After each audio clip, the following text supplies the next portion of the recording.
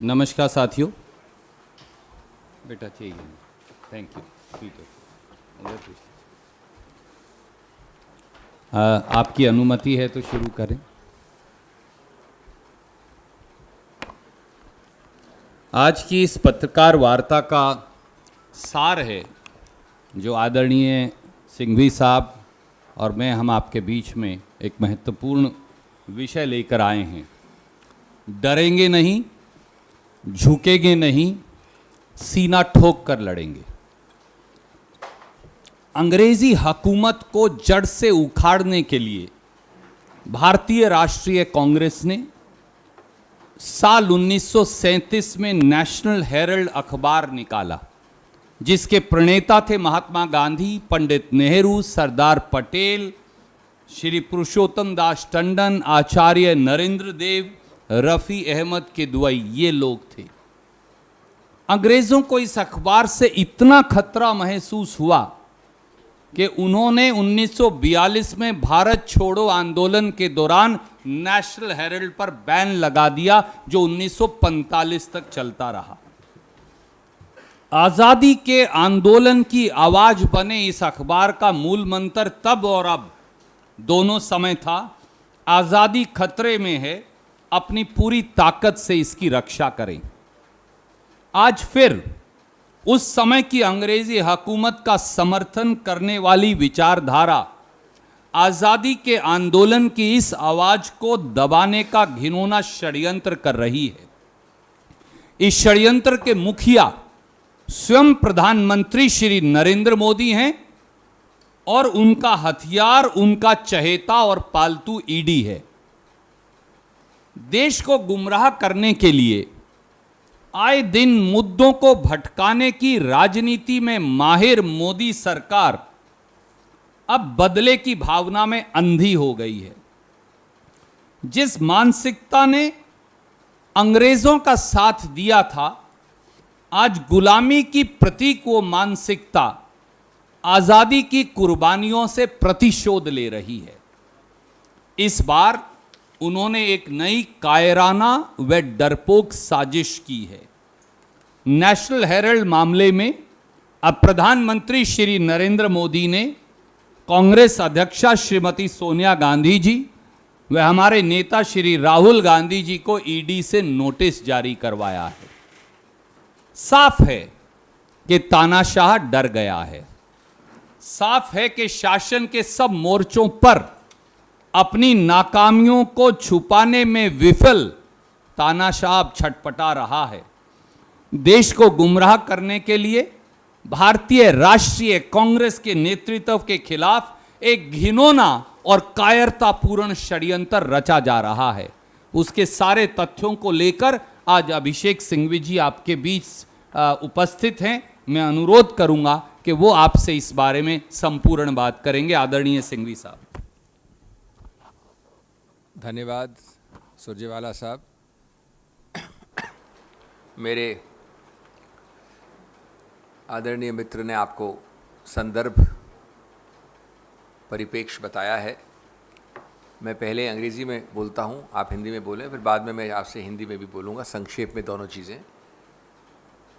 But I want to make it clear at the outset that the fake issue of AJL Associated Journals is an attempt by BJP's propaganda machinery to deviate, diverge and digress the attention of citizens from the multifarious vital issues of inflation, falling GDP and social unrest, social divisiveness in this country.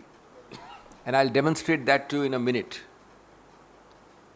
By targeting National Herald, about which my honorable friend just spoke at some length, about its history, about its origin, about its legacy, about its evolution. By targeting National Herald every now and then, the BJP has in fact disgraced, disrespected and dishonored the freedom fighters, the stalwarts of this nation and their contributions to the freedom struggle, where incidentally this particular party or its predecessors had absolutely no role to play.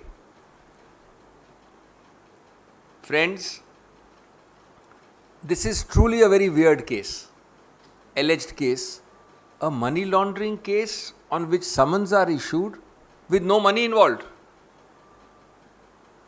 I have yet to hear of this absolute acrobatics in imagination of creating a summons in respect of an allegation of money laundering where no money is involved. Now I take you back very simply, without being legalistic, without being technical, on 4 or 5 admitted facts. Number 1, and you have to see that it reeks, what I am telling you now, reeks of vendetta, of pettiness, of fear, as my friend said, of political cheapness. The CBI allegations in this regard, or the investigative process in this regard, let me be more accurate, starts with a well-known baiter of the Congress party, Dr. Subramaniam Swamy, and we are taken back to 2014 to 15 period. From 2014 to 15, the ED has not thought it fit till today, because they know they have no material to seek summons about the Congress president or about the former Congress president. Today, on the same facts, exactly the same alleged acts and omissions, not a comma, full stop change, in 22 June or in 22 end May, you are issued summons to divert attention on the same facts by ED. Now, what is the issue on facts, and why I said there is a strange case of alleged money laundering without money? There is, as my friend said, a company called AJL. It's a venerable old company for decades. It carries the great flag of National Herald with the legacy and the evolution we have just discussed. Over the years, it was there to project a thought process, a set of values, but commercially could not succeed. Therefore, commercially, AJL had a lot of financial problems over the decades. Ultimately, the Congress party, which believes in those values, stepped in and over a period of time gave 90 odd crores as financial support at different times. So AJL became an indebted company, a company with debt. Now comes the remarkable thing. AJL did what every company in India does, what every company abroad does, what is known as the basics of corporate activity. It converted its debt into equity.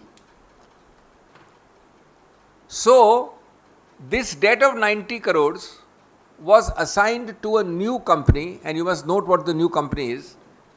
It's called Young India, so that the books of AJL became debt free. Young India, in turn, which received the debt, was a newly created company under a special provision of the Companies Act, Section 25, which has two very vital conditions. A not-for-profit company it has to be, by definition, by statute, by law, and no dividends can be given to its shareholders or directors. So you cannot create a company where he and I are shareholders and we take 100 rupees, 50 rupees each out of the company. You can't take a penny. This is the nature of the Section 25 company which Young India is. Now the third important facet. He is AJL, I am Young India. By giving his assignment, I start holding his shares, but this company AJL remains just the same. This AJL continues to hold all the properties it was holding earlier. It continues to be the owner of National Herald. It continues to be the printer and publisher. Only change is that I hold the shareholding of AJL.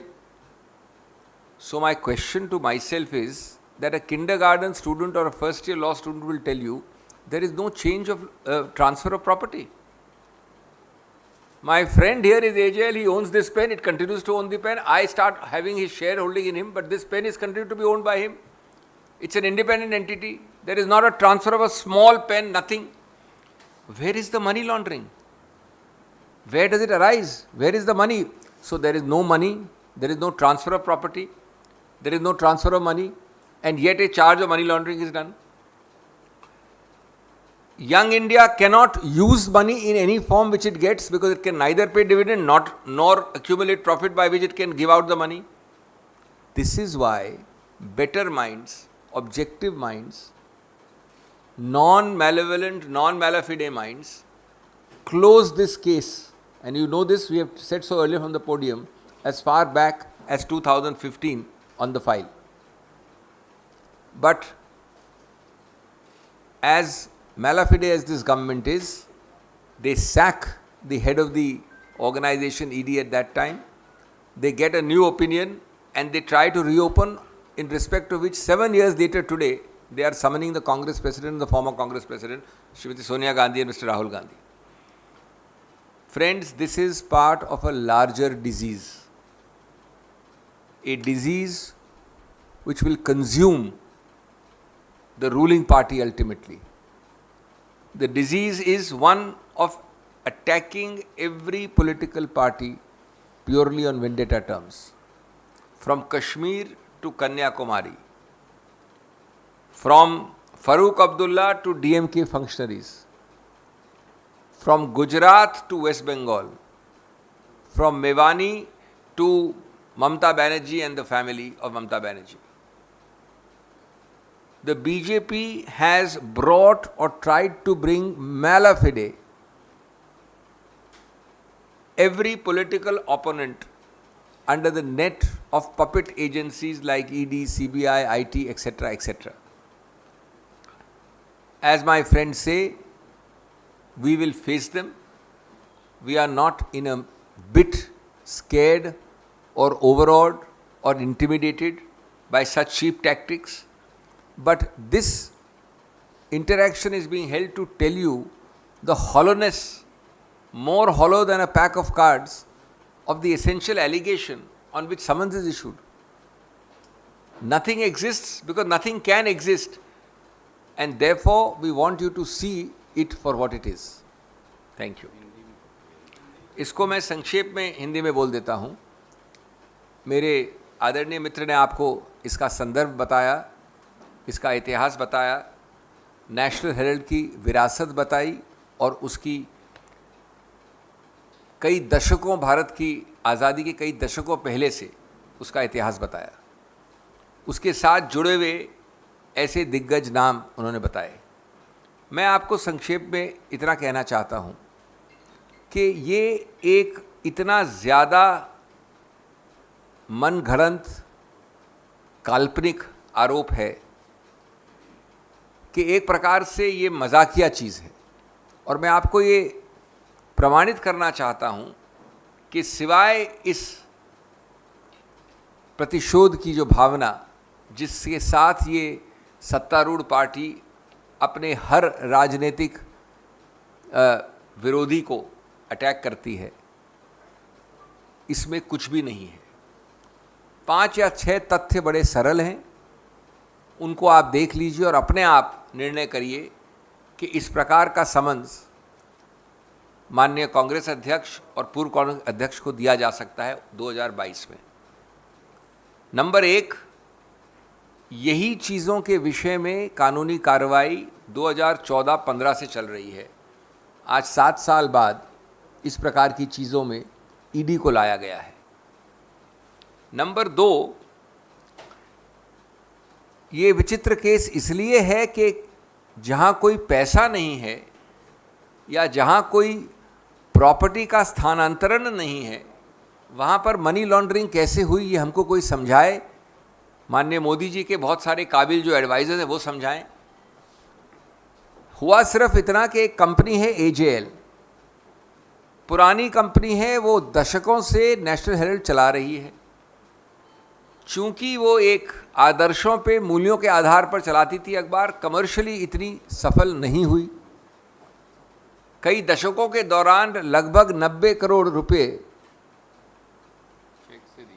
जो सब दिए गए हैं औपचारिक रूप से, वो उसकी डेट हो गई, ऋण हो गया। उस कंपनी को फाइनेंशियली मजबूत करने के लिए, मजबूत करने के लिए, आदर्शों और मूल्यों जिनके लिए वो खड़ी है उसको मजबूत करने के लिए, इस ऋण को हटाने के लिए, उसके किताबों को साफ करने के लिए एक बड़ी सरल चीज़ की गई जो इस देश में हर कंपनी करती है, विदेश में हर कंपनी करती है। उसने इस ऋण को इक्विटी में परिवर्तित करने का निर्णय किया।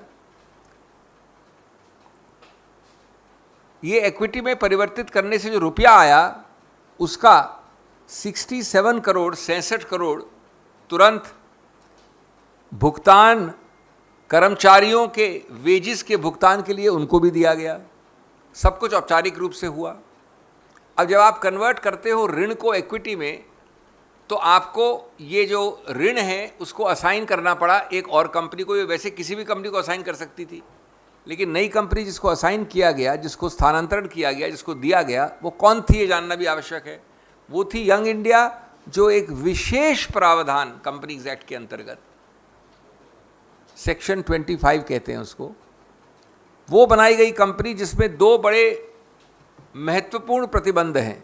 आम कंपनी की तरह नहीं, सेक्शन 25 कंपनी न तो कोई डिविडेंड दे सकती है, न प्रॉफिट, जिस प्रकार से कमर्शियली प्रॉफिट समझा जाता है, उसका इस्तेमाल कर सकती है। यानी अगर 10,000 करोड़ भी वो कमा ले तो एक पैसा भी ऋण के डिविडेंड के रूप में बाहर नहीं निकल सकता। इस कंपनी में वो 90 करोड़ या जो भी डेट था ट्रांसफ़र हुआ। दूसरी बात, जब ये कन्वर्ट होती है ऋण इक्विटी में, तो यंग इंडिया वैसी ही रहती है, सिर्फ वो शेयर होल्डर बन जाती है एजेएल में, और एजेएल के पास जितनी भी संपत्ति है, अचल या मूवेबल, वो सब एजेएल के पास ही रहती है। तो दूसरा बिंदु के एक पैसे का, एक अचल संपत्ति का, एक बिल्डिंग का, एक फ्लैट का, एक किसी चीज़ का स्थानांतरण, ट्रांसफ़र कहीं नहीं हुआ, किसी को नहीं हुआ, कभी नहीं हुआ। तीसरी बात, जो कुछ भी रुपया आया यंग इंडिया में कभी भी, ये किसी का आरोप भी नहीं है कि उसको बाहर दिया गया, डिविडेंड दिया गया, जो दे नहीं सकते सेक्शन 25 में। चौथा, कि जब वही सब चीज़ वैसी हैं तो मनी लॉन्ड्रिंग कहाँ से आती है? अनुच्छेद 50 जो मनी लॉन्ड्रिंग एक्ट के अंतर्गत है, उसके अंदर समझ आप कैसे इशू करते हैं? जो तर्क मैंने अभी आपको बताया, और वो चौथा बिंदु है मेरा, उसके अंतर्गत 2015 में ये केस बंद हो गया था। याद रखिए 2014 के पहले का केस है ये। ईडी की तरफ से ये केस बंद हो गया। हमारे सत्तारूढ़ सरकार के लोगों को अच्छा नहीं लगा, उन्होंने ईडी में लोगों को बदला, हटाया, निरस्त किया अपने पदों से, और नया केस खुलवाया प्रेशर डाल के। और उसके बाद अब 7 साल बाद ये समन्स दे रहे हैं। जैसा मैंने कहा, कभी उनको यहाँ से मोड़ना है, ध्यान आपका ध्यान आकर्षित करना है, कभी इन्फ्लेशन से, कभी जो अभी जीडीपी फिगर्स हो रहे हैं उनसे, जो विभाजन की भावना चल रही है इस देश में, जो असमंजस की और जो सामाजिक उथल पुथल चल रहा है, उससे हटाने के लिए। तो दोस्तों, मैं अपनी बात अंत करना चाहूँगा ये कह के कि इस देश में इस प्रकार से अपने पपेट, जैसा मेरे दोस्त ने कहा, कभी ईडी, कभी सीबीआई, कभी आईटी का दुरुपयोग करके हर राजनीतिक विरोधी को, कश्मीर से कन्याकुमारी और गुजरात से पश्चिम बंगाल तक, डराना, धमकाना और देश का पूरा ध्यान इधर से उधर करना, ये तकनीक अब पुरानी हो गई है। जैसा हमने कहा, हम न डरेंगे, न झुकेंगे, और सीना ठोक कर ऐसे कारनामों का सामना करेंगे। लेकिन आप एक बात समझ लीजिए कि कोई भी जो अक्षर ABC भी जानता हो कॉमन सेंस का या कानून का, वो ये नहीं कह सकता कि इसमें कोई मनी लॉन्ड्रिंग का केस शुरू भी होता है, बनिस्बत इसके कि उसकी कार्रवाई आगे जा सके। Thank you sir. Any question? We'll take one by one. Will start with you.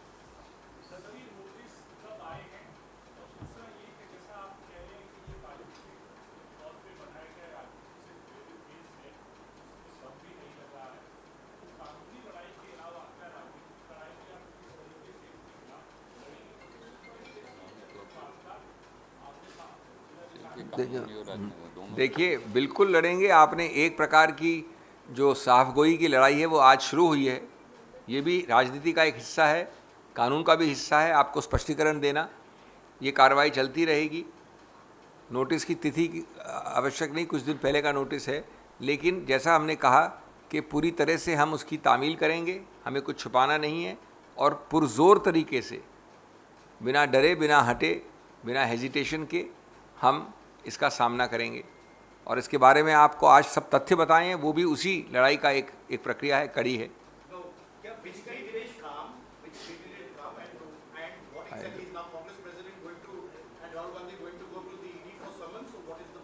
You see, we need not disclose to you the details. It has just come recently. I don't know the date. I mean, it's just a few days ago. But you can rest assured that whoever is present in the country, and certainly the Congress president is here, will go. If there is some small accommodation or time required for somebody who is not here, that time will be sought. We have. We'll write a letter, we'll see the dates, but the point is we are fully complying with everything. We will write to them upfront, and that is. But you had said that there was no case earlier. Now, because all others have been questioned, so this is just a natural colony, like your treasurer was done, Mr. Karge was done, all those who have been directors have been called. I am making it clear for the reasons already stated when you were missing, that there is nothing in this case. Now, beyond this, if Section 50 notice can be met with impunity or defiance, which we don't intend to do, because we have nothing to hide. But we are now answering the court of public opinion, not the ED at this stage. As far as ED is concerned, we'll give them whatever answers they want and whatever questions they ask. This is a political battle. This is nothing else.